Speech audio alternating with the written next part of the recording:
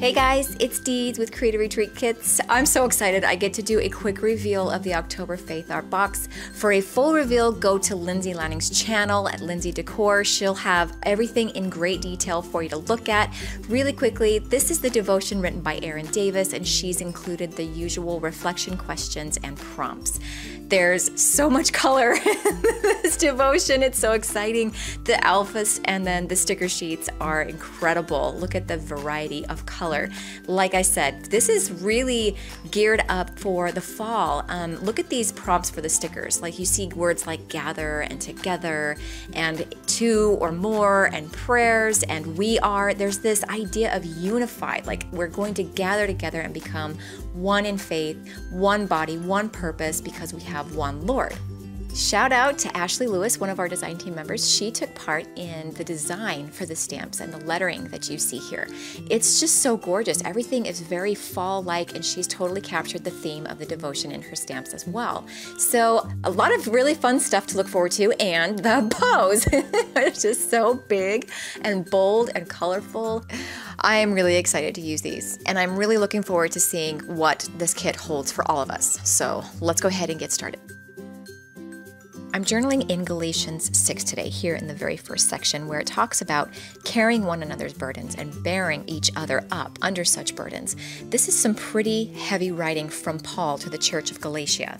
But right here in the first couple of verses, it says, "Brothers and sisters, if someone is overtaken in any wrongdoing, you who are spiritual, restore such a person with a gentle spirit, watching out for yourselves so that you also won't be tempted. Carry one another's burdens. In this way, you will fulfill the law of Christ."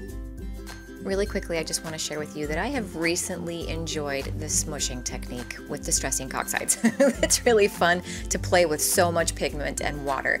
For some reason, it gives me this pleasure to see a background develop when I do layer upon layer.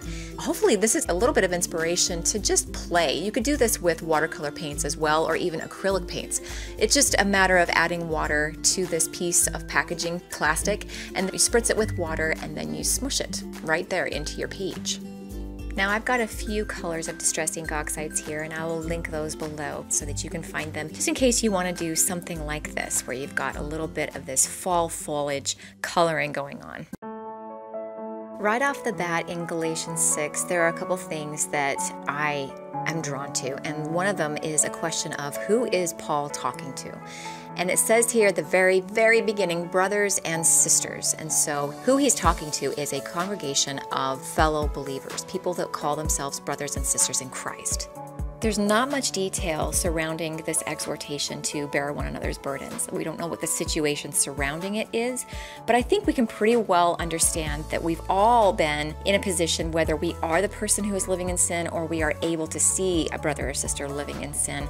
And as we look upon another brother and sister, we are called to go to them and walk alongside them, hopefully to restore them to walking in unity and in holiness and godliness with Jesus Christ.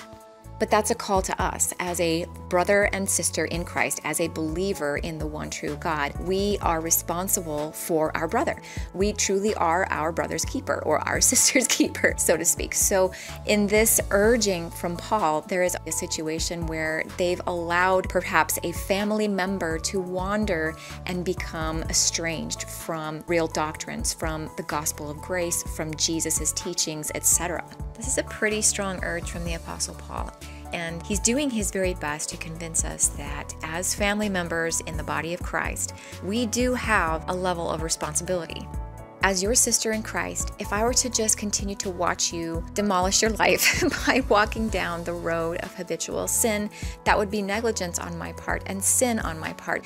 Knowing that a sister or brother is caught in sin and not doing anything about it to confront them or to urge them to come back would be sin on my part. And what is worse is that what is truly at stake is the name of Jesus.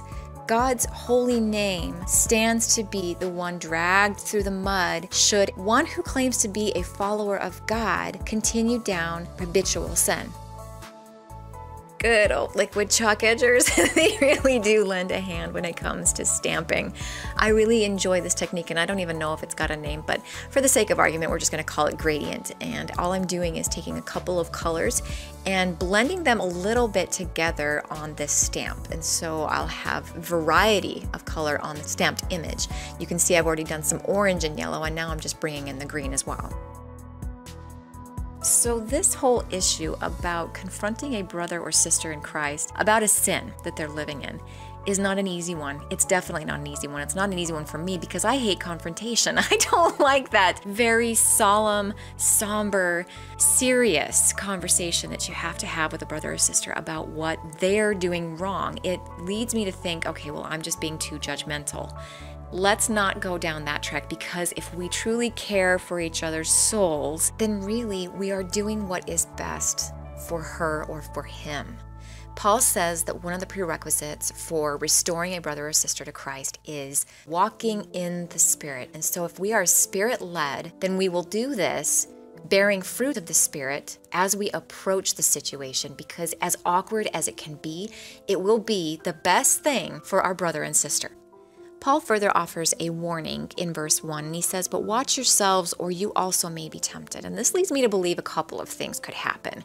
One is you could become convinced by your sister or your brother that what they're doing is not wrong.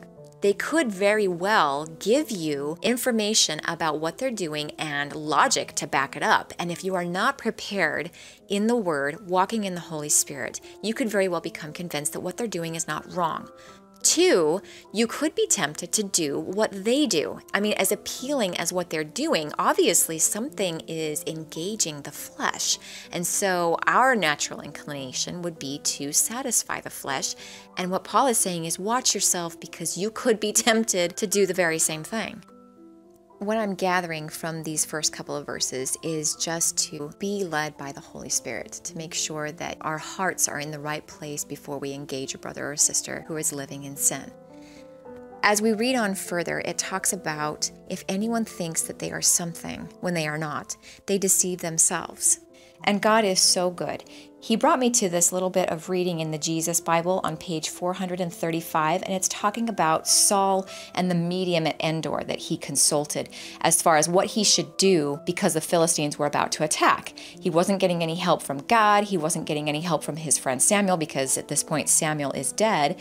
And this is what the Jesus Bible has to say about it.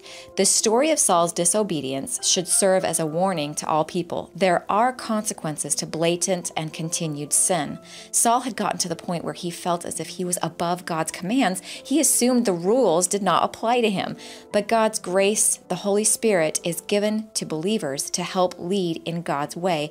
The Spirit illuminates the truth of Scripture in our life and helps us apply God's word. God has also provided the church to help when seeking counsel. This was something that stood out to me so much, and it just made so much sense. When we read about Saul, we hear that the Spirit of God left him. Okay, so that's whammy number one.